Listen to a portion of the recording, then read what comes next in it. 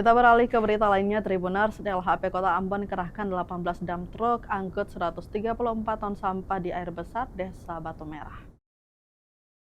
Dinas Lingkungan Hidup dan Persampahan atau DLHP mengerahkan 18 dump truk untuk membersihkan sampah di kawasan air besar atau ARBES RT 012 RW 017 Desa Batu Merah, Kecamatan Sirimau, Kota Ambon. Proses pengangkutan sampah ini berlangsung selama 2 hari tertanggal 12 sampai dengan 13 Januari 2026.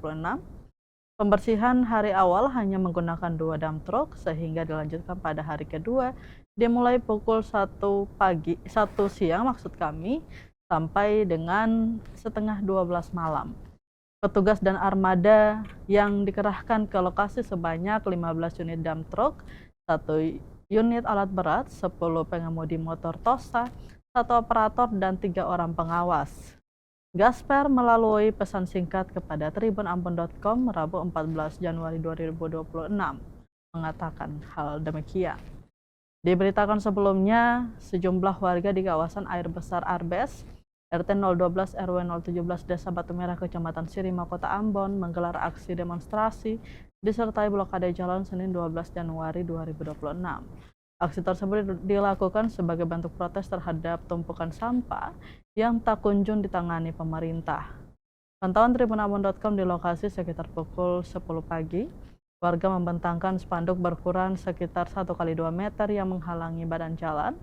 Selain itu, sejumlah ban bekas kendaraan roda 2 dan roda 4 tampak berserakan di bawah jembatan sebagai bagian dari aksi blokade.